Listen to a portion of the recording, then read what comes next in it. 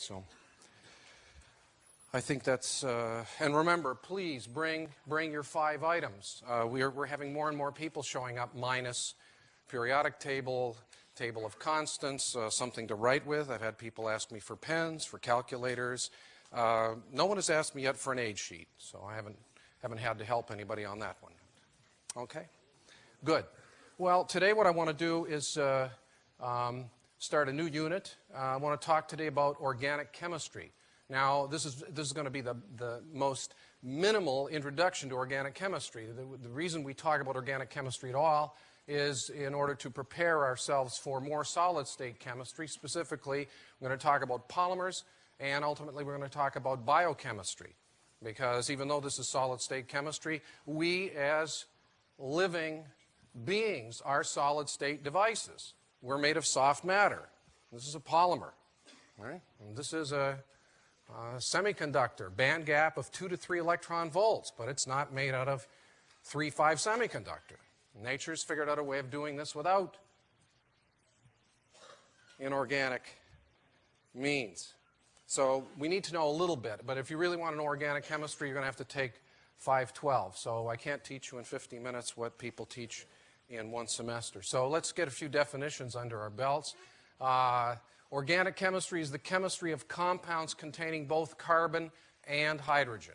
Not just carbon, carbon and hydrogen. So diamond, graphite are not organic because they contain carbon but not hydrogen. And what makes these 2 elements special that they figure so prominently in living organisms? First of all, hydrogen. Hydrogen is the element with the lowest atomic number. Lowest atomic number. And when it loses its electron, it changes character dramatically. We talked about this in recent lectures where we have simply a proton. It's capable of forming covalent bonds, but when it finds itself in a compound forming a covalent bond with something that's strongly electronegative, it's so denuded of electrons even in the covalent bond that protonic entity can start mischief and form hydrogen bonds. Carbon's dead center, 4 valence electrons. So it's nowhere near metallic, it's nowhere near non-metallic. So it's got an intermediate value of average valence electron energy. It's very unlikely that carbon is going to acquire 4 electrons and become C4 minus or lose 4 electrons and become C4 plus. It's prominently a covalent player, but it's very small. And because it's small, it can form multiple bonds. It forms multiple bonds. We've already seen evidence where it forms sigma and pi bonds. So it can form double bonds and triple bonds, not only with itself, but with other elements, notably nitrogen, oxygen, phosphorus, and sulfur. And even though silicon and germanium hybridize, because they're not small, silicon does not form double bonds. You will not see silicon analogs to carbon compounds throughout. Yeah, silicon sp3 hybridizes, and single crystal silicon has the same crystal structure as single crystal diamond. But that's pretty much where the similarity ends. It's pretty much sp3 hybridization, and that's the end of the story. So these 2 have very special qualities that make them so important. And I mean, the other thing that carbon can do is it can continue to link with itself and form chains and various other structures, and we're going to meet a few of those today. There are millions of organic compounds. Millions. I should say billions, billions, and billions. But I'm not going to cover all that. We're going to cover the ones that are most germane to our subsequent discussions of polymers and biochemistry. So let's first of all go through the taxonomy. So, I mean, I've posted all this at the website, and it's in the reading. I've tried to characterize this in a way that, or categorize it so that it makes some simple sense as opposed to just standing here and barking out a litany of facts to you. So the first thing I want to do is look at the left-hand column called the alkanes. And these are hydrocarbons. The whole thing we're going to look at is hydrocarbons for starters. Okay.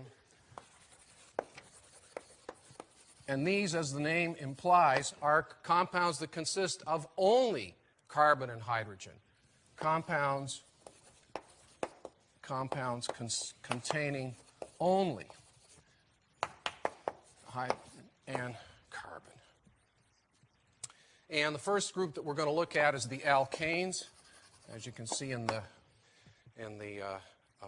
slide. And these are characterized by sp3 hybridization on the carbon. All the carbons are sp3 hybridized, and so that gives us the maximum possible number of bonds, maximum number of carbon-hydrogen linkages, maximum number of carbon-hydrogen linkages.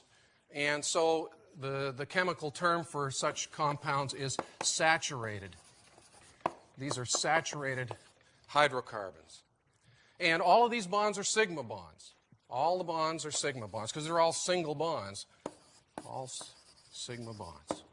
So these are the characteristics. And the general formula, if you go through the math, is going to be C, some sub n number, whatever the number of carbons in the molecule. And then if we go through sp3 hybridization and put hydrogens at all the non-carbon linkages, it'll be H 2 times the C number plus 2. And so these are called alkanes, and this is the way you build the name. The nomenclature is it's going to have an ane ending, which is going to indicate that we're talking about sp3 hybridized hydrocarbons.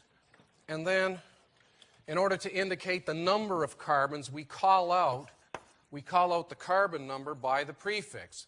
So this prefix identifies the carbon number, and they're shown here actually.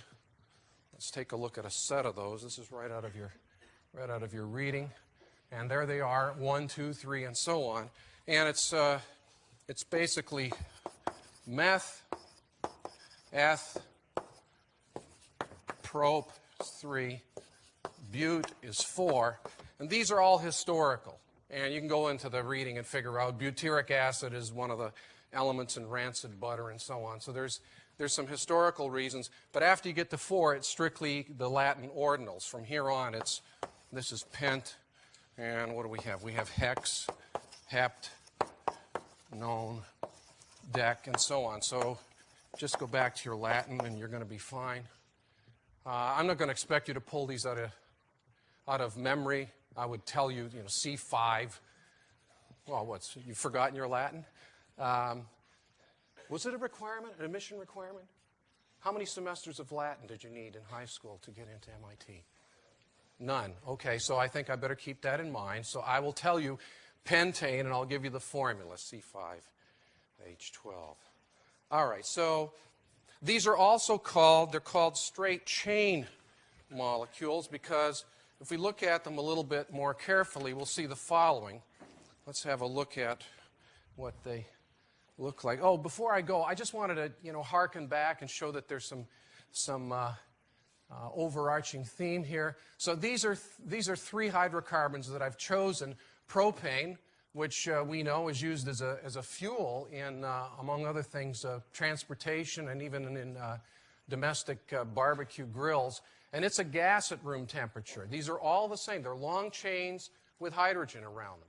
Okay, these are all symmetric molecules. Octane, which is the principal constituent of gasoline, is a liquid at room temperature. And icosane is a solid at room temperature. So all of these they're symmetric molecules, and the only thing that's happening as you go to larger and larger molecules is you're increasing polarizability. Your van der Waals bonds between molecules of the same identity increases, and you can see that as the molecular length increases, the molecule converts from gas to liquid to solid. So something to keep in mind. So these are the ball and stick images. Methane we've met before. There's the sp3 hybridization, 4 bonds, 109 degrees apart. In the case of ethane, this is C2H6. One of the 4 bonds is a carbon-carbon bond. It's a sigma bond. Okay? And then we go to propane. So now we've got C3. So that's what's cueing us in on which of these to choose. But I want you to note that at propane, this sp3 hybridization requires that as we add more and more carbons, if we're going to put one more carbon, we're going to put it up here, you can see that even though this thing is straight, it in fact at the local level is zigzagging. at the local level, there's some zigzagging, so we want to keep that in mind. The sp3 hybridization, sp3 hybridization gives bonding along the chain that, in fact, zigzags. And this is a 109-degree angle. And, you know, so if you're up really close, you say, well, this is clearly bent. But if you make this long enough and you get far enough back, in a general sense, this is termed a straight chain. It's a straight chain hydrocarbon. There's one other thing that is similar to what we've seen in the past in the case of silicates, and that's shown here. As long as we've got 109 degrees along this axis between the other bonds, there's no specification what happens down here.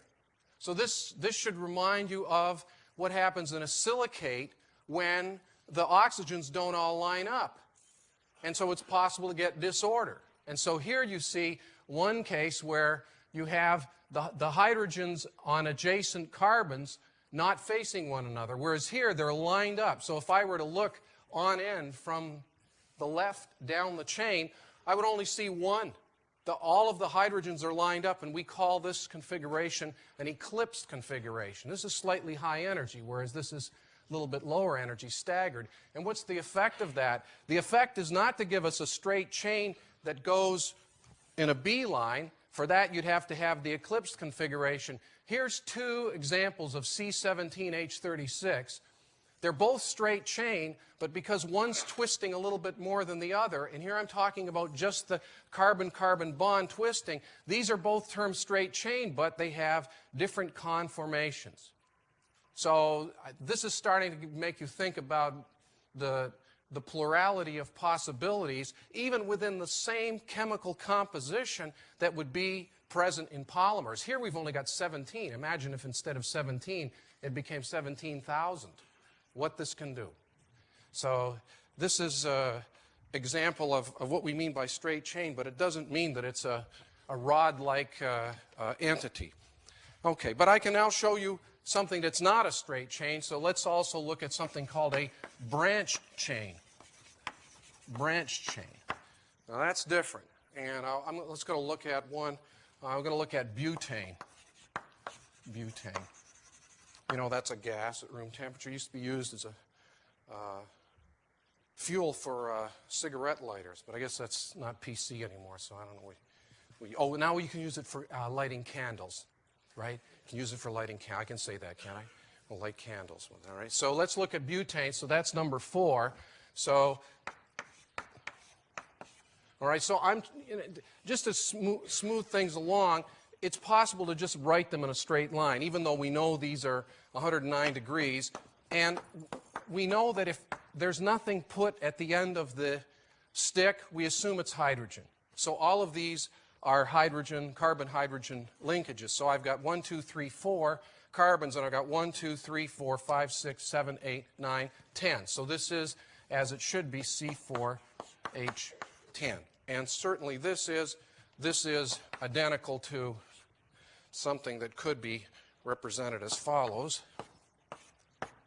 All right, so now I'm going to have the 4 outlining a tetrahedron. So there's 1, 2, 3, 4, 1, 2, 3, 4, 1, 2, 3, 4. Remember, when you're in carbon chemistry, 4 sticks off of every carbon. That's what you're checking. Okay, so this is the linear. But there's another way we can do this. We can do the following. We can put, and off one of the carbons, I can put a branch. And then I've got to use the 4-stick rule. So 1, 2, 3, 1, 2. So 1, 2, 3, 4. This has 1, 2, 3, 4. So now let's count. 1, 2, 3, 4, 4 carbons. And 3, 6, 9, 10. 10 hydrogens. So on a formula basis, this is also a butane, but it's a different. You know, as solid state chemists, we're very much attuned to molecular structure. And this molecular structure, the linear one, is different from this one. This is a branched one. So this one's called isobutane. Isobutane. And the other way to look at it is, well, the backbone is only 3 carbons. So if the backbone's only 3 carbons, according to this rule, this should be some kind of a propane. Another way to name this is to call it a propane, all right? But it's got, instead of just hydrogens, one of the propane side groups, instead of being a simple hydrogen, has this CH3, which is a methyl group, so we could call this one a methyl propane, and we could further number the carbons from left to right. So the first one is the number 1 carbon, the second is number 2, the third is number 3, and the methyl group is attached to the one in the second, so this is 2-methylpropane. And what we have here is 2 identical chemical formulas, but 2 different structures. And so, and we all have sigma bonds everywhere, so we call these isomers. These are called isomers. But they're an isomer of a particular kind. They both have the same chemical formula, but what we can do is we can look at the constitutive groups here. So what we can do is say, here we have, here's a CH3, here's a CH3, and here's a CH3. And that leaves this one, which is a CH.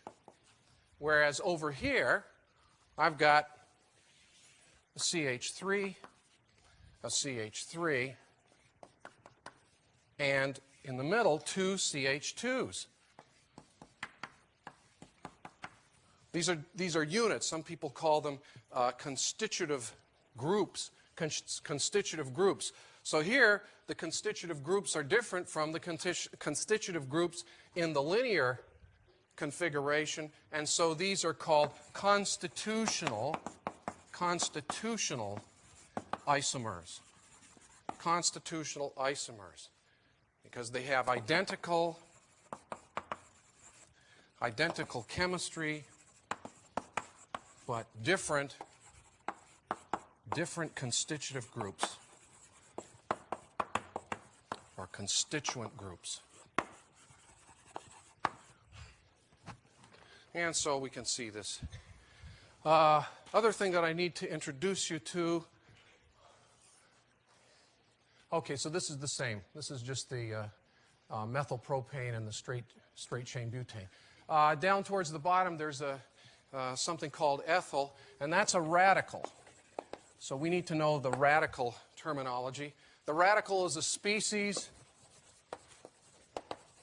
It's a species with 1 or more unpaired electrons, with 1, in some cases more, unpaired electrons. So unpaired electrons living in an orbital, that's a broken bond. So this is very highly reactive. This is highly reactive. Okay? So this is, if you like, think of it as a broken bond. Highly reactive. So we need to know these. And the ones that we need to know are these little units that I've just been drawing. These little units. So if I take methane with 4 hydrogens, and I break one of the hydrogens off, and now I have a single electron sitting here, this is capable of being attached to some other species. In this case, it was attached to the carbon backbone. So this radical that comes from methane is called the methyl radical. Methyl radical. Another way to denote it is with the dot up here indicating that there's an unpaired electron. Obviously, the unpaired electron is on the carbon, but in the nomenclature of organic chemistry, people are fairly quick to make the necessary change. So if you see that, no one's suggesting that the electron's attached to the hydrogen. It's just a shorthand for it. This one here, the CH2, that we see over in the straight chain butane, this one is called, in this case, there's hydrogens above and below, so there's 2 unpaired electrons here. So they can then link up with carbons on either side. So that would be designated as follows, or if you want, CH2 with 2 dots, and this is called methylene. This is the methylene radical. And then the only other one that I really care about in the alkanes is the one that comes from ethane. C2H6 is ethane, and so the radical from this would be C2H5, and this is called the ethyl radical, and we'll come across some compounds. One that we meet socially is ethyl alcohol, where we put the alcohol functional group on the end of the ethyl. So that gives you an introduction to alkanes. So now let's go back and look at the next column. That's the alkenes. So now we're going to look at unsaturated hydrocarbons. And the first example is the alkenes. And these are characterized by sp2 hybridization.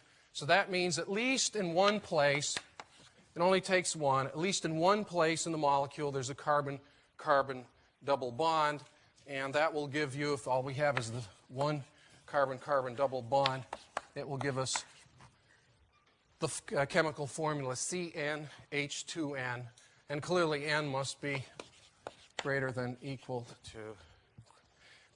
equal to 2. So the simplest one is C2H4, which we've seen already when we talked about sigma and pi bonding. This is ethylene,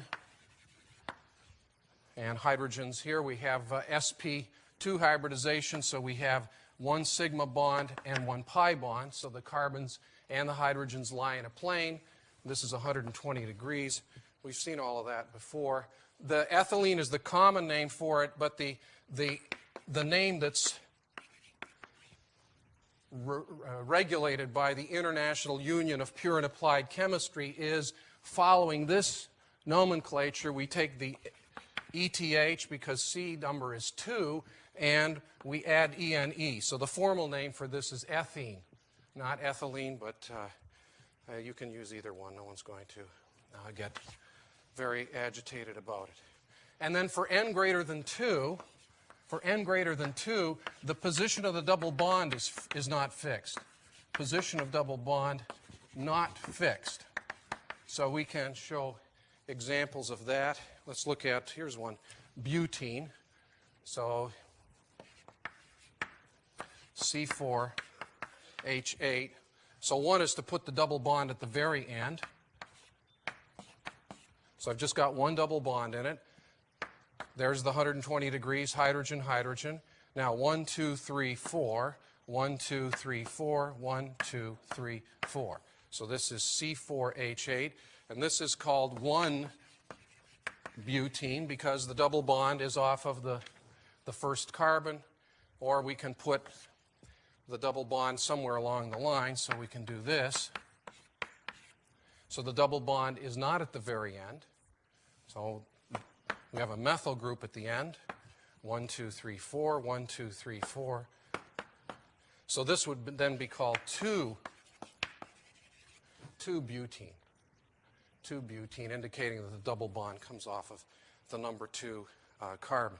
So 1-butene and 2-butene turn out to be constitutional isomers because they got the same chemical formula, but they have a different mix of constituent groups. So let's label this as constitutional.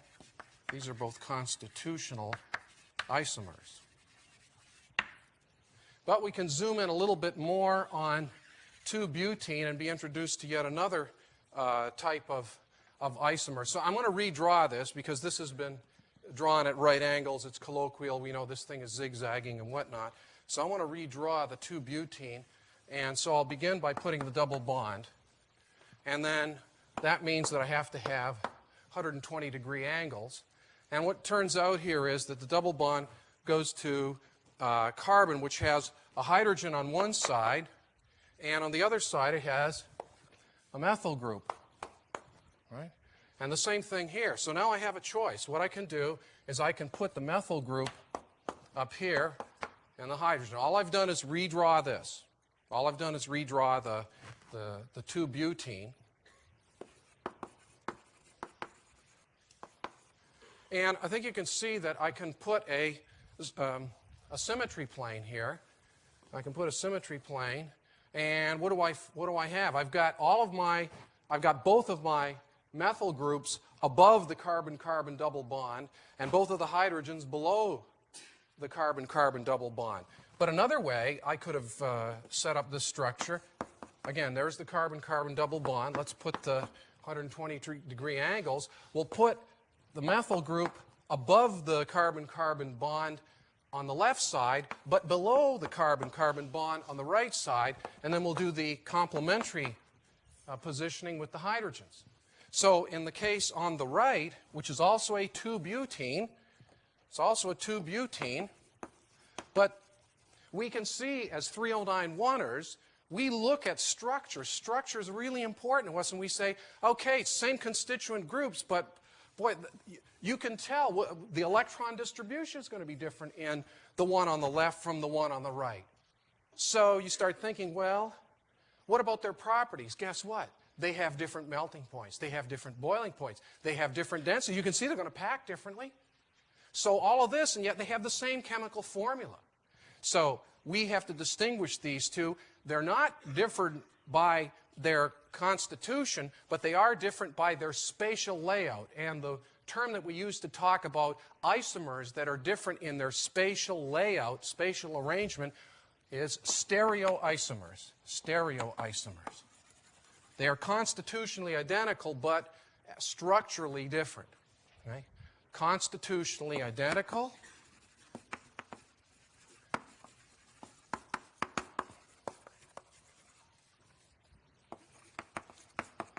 Identical constitution, different spatial arrangement.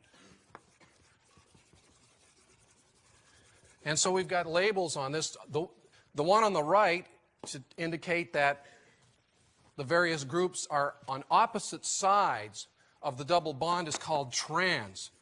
Trans. So the structure on the right is trans 2-butene, where the one on the left is cis 2-butene. So now we've met stereoisomers, and we know what the...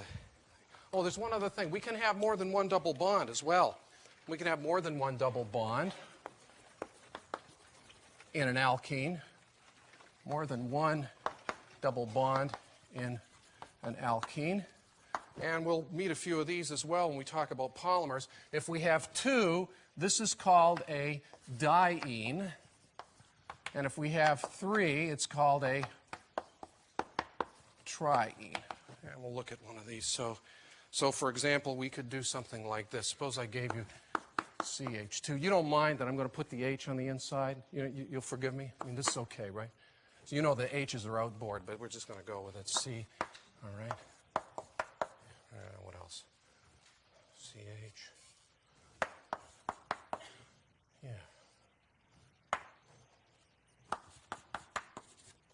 Okay, so what are we going to do with this one? I'm not going to give you this to name. I just want you to see how it works, and I'll make sure that we focus on the chemistry. But just for the record, 1, 2, 3, 4, 5. 5. So it's got to be pent. It's something pent.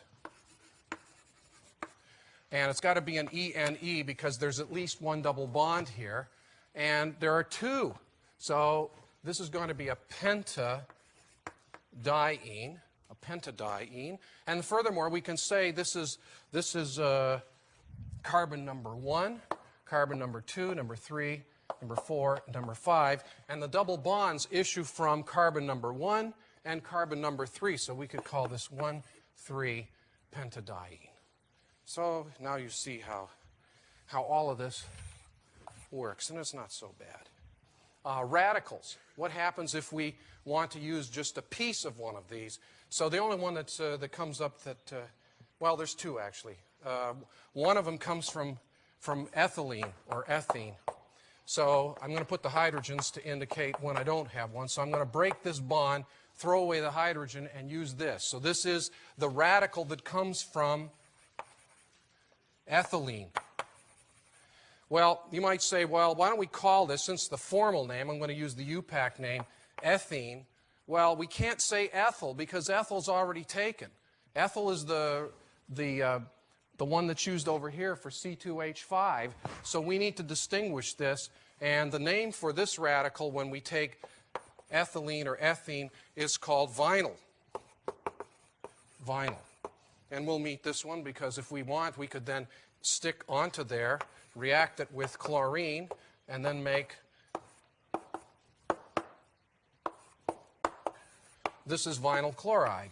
And then later on, we'll polymerize this, and we'll make polyvinyl chloride. So vinyl is the radical that comes from the compound ethylene or ethene. And then there's one other one that comes up in the life sciences a fair bit. If we look at propene or propylene, so that should be, it's got to have a 3. So 1, 2, 3.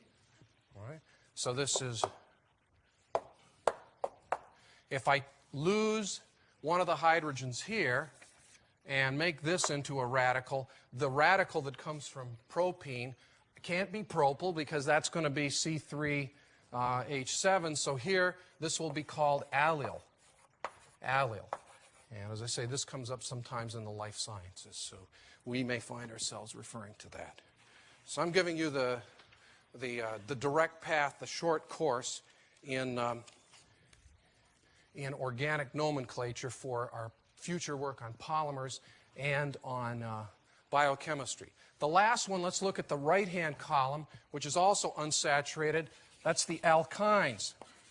The alkynes, and these are characterized by sp hybridization.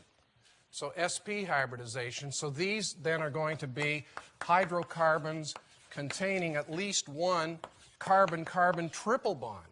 This has the capability of carbon-carbon triple bonding, and it has the general formula CnH2n minus 2 for n greater than or equal to 2. And the main one that comes up that you're apt to meet is simply C2H2, which has the triple bond between the carbons.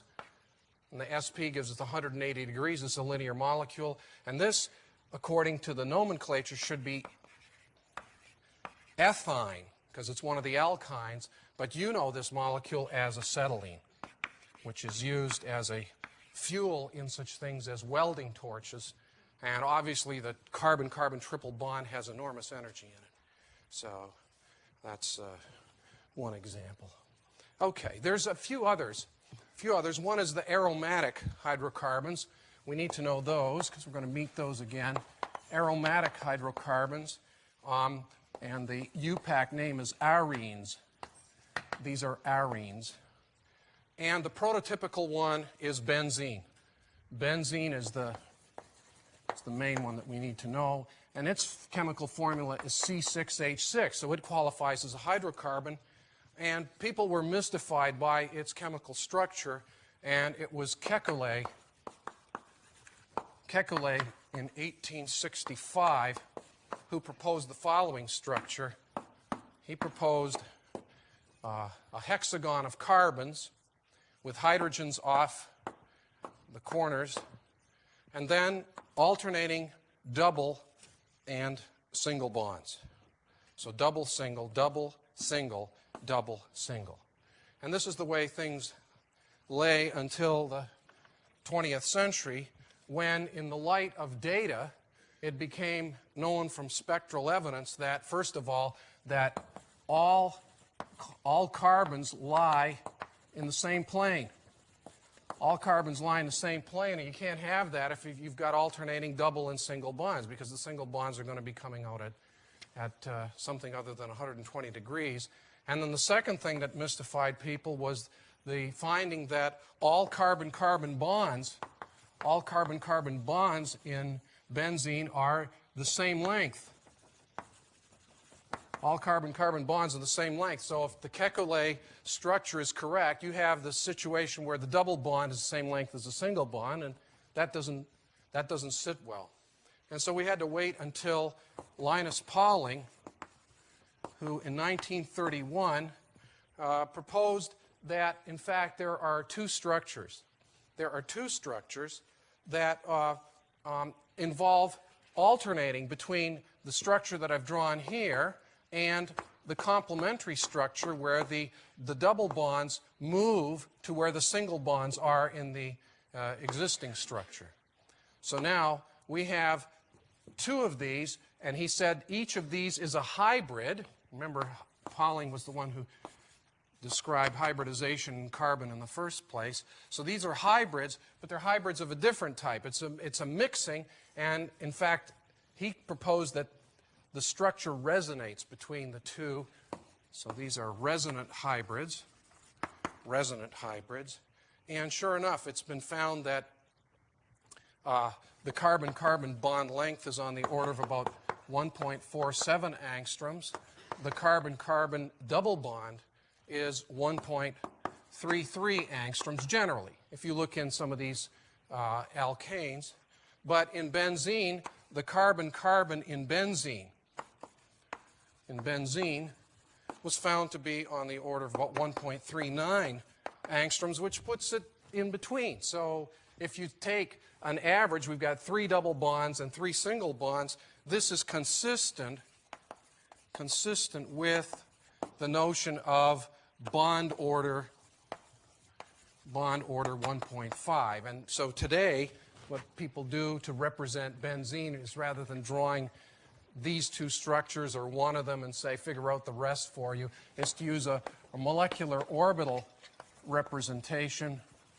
Molecular orbital representation is as follows. We draw the hexagon and a circle inside. So this indicates the resonant hybrid that is present in benzene. And it's also present in a few other aromatics. And the other thing is that what happens in terms of electronic structure. I'm going to try to draw this. My drawing isn't the best, but you're stuck with me.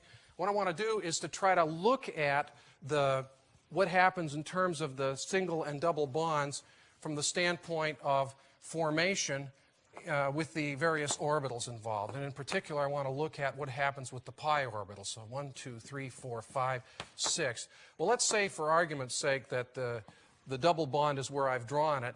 So this means this is formed by the combination of a sigma bond and a pi bond. So the pi bond involves the smearing of these 2 pi orbitals. So let's indicate that with a little bit of fuchsia chalk. So there's a single bond next door. Now there's a double bond. And this double bond involves the smearing, again, of 2 pi orbitals, p orbitals, excuse me, to form a pi bond. And then lastly, there's a double bond across the lower left here. And so the pi orbital is formed. But when we realize that all 6 of these bonds are found to be identical in length, then everything is brought together so that we have equal spacing, at which point the electrons, all 6 of these, end up smearing. Hence this concept of electron delocalization. In other words, the electron is no longer confined to alternating pairs of p orbitals, but rather it's moving amongst all 6. So this can move through the entire structure. Right? And you can imagine if we then go back to graphite, then the electrons can move through the entire solid, which explains the observed electronic conductivity in graphite. And I think I've got a sketch right here to indicate. That's just a stick ball model of the stereoisomers. Okay, so there's a diagram from a book, and it's okay. So the artist that worked for the publisher did a better drawing than I did. All right, I accept that. I accept that. But you can see that the delocalization of the electrons here, and it doesn't just apply to something like benzene. It can apply in a straight line, and the recipe is for a conjugated electron system. And what they mean by that is alternating between double or triple and a single. Double or triple and then a single. So whenever you have multiple bond, single bond, multiple bond, single bond, you have the possibility of pulling everything in tight enough that the electrons can move from one multiple bond to the next multiple bond. So this is a conjugated structure, and here's one that's shown. This is a straight line molecule, and this one is I've just shown you a multiple bond in an alkene. So this is a 1,3-butadiene, where you have double bond, single bond, double bond. butadiene, 1, 3. And what can happen is this can pull in so that we have a double bond here. So this is 2. This is a double bond. This is 1. 2 times 2. 2 times 2 plus 1. We have, this is essentially 5/3 average bond order through this linear molecule. And that's what you see up here. So you can imagine that happening in other systems where we have alternating single bonds, double bonds, single bonds, double bonds, or it can be even single bonds and triple bonds. Multiple, single, pulls everything in. And all of these will be called resonance hybrids when they allow the electrons to move as they do. Last thing is the radical. The radical here, if we take benzene, and now I'm going to indicate that this is the one that's got the missing electron, okay? So there's only one electron in the orbital. This radical, which is C6H5, is called phenyl. So we could take something like, let's build 2 of these. Let's take, here's ethene. And now I'm going to break one of these off, and I'm going to attach it to phenyl. So I can either call this vinyl benzene, or we could call it phenyl or phenyl ethene. Right? Who's to say? Are you benzocentric? So you say that this is vinyl attached onto benzene, or maybe you're ethenocentric, and so you say this is a phenyl attached onto thing, but neither one of these are both correct, by the way, but we don't use this. This compound is called styrene. And what we're going to do later on is break this double bond, and we're going to make polystyrene. So that's styrene. And 2 others that I'd like you to be familiar with are, we can take and just simply add methyl groups. So if we take benzene and add 1 methyl group, this would be methylbenzene, or we could call this toluene. And there's the last one I'll introduce you to, and that's 2 methyl groups. 2 methyl groups. So this is dimethylbenzene, or it's called xylene. And this whole sequence of benzene, let's just put benzene up here for completeness. So benzene, toluene, xylene, this BTX is used as additives to jet engine fuel to improve the octane number and improve performance. So let's move to that. So first of all, a little bit about Kekulé. Kekulé is an interesting person. He entered the University of Gießen to study architecture, but then he switched over to chemistry. And after his PhD, he moved to Britain. He took a job at St. Bartholomew's Hospital in London. And he would fall asleep on the bus going back to his flat. And the story goes that one day he fell asleep on the bus, missed his stop, woke up far beyond where he was supposed to get off. And during the course of that bus ride, it occurred to him in a dream that the way to describe the structures of some of the carbon compounds that were known at that time, people could characterize them by their molecular weight. So they knew what the structure was, but nobody until that time had the vision to suggest that carbon could link to itself and form a chain. So this is where he first proposes chains in 1855. Then he got a job as a faculty member at the University of Kent, went back to continental Europe, and one night he fell asleep by the fireplace, and he was dreaming about the benzene molecule. This guy really took his work home with him, okay? And so the story goes that he had this vision of a snake biting its tail and spinning in the dream. And that's where he came up with the idea of this Kekulé structure of folding. Remember, he already had the courage to put carbons in a line. So now he's going to fold that line over onto itself. And so he's really been considered the father of structural chemistry. And so I try to abstract, just keep the noise down. 3 more minutes and then you're gone. So what's his formula for success? Well, he moved into chemistry from another field. So sometimes this cross-fertilization is good. And the other thing is he's a dreamer. And I always tell people, you've got to keep dreaming. When you stop dreaming, you stop thinking big. But if you're going to dream, you have to get some sleep. I know people in this room don't sleep enough, so I'm going to challenge you to get some sleep, especially get a little bit of sleep on Tuesday night. I think you'll perform better on Wednesday if you've had some sleep on Tuesday night. The last thing I want to talk about is anti-knocking agents in automobiles and also in aircraft.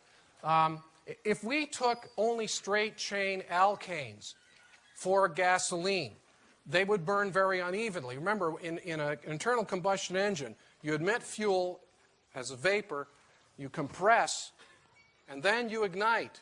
But after a number of firings, the engine chamber is hot, and if the fuel is too reactive, it'll ignite by itself as you're on the compression cycle. And you want staged compression. It has to be done in concert, on cue, not before its time. So this unprovoked firing is called knocking, and you'll hear that sometimes when you accelerate up a hill. You'll hear this pinging sound. Well, this is knocking.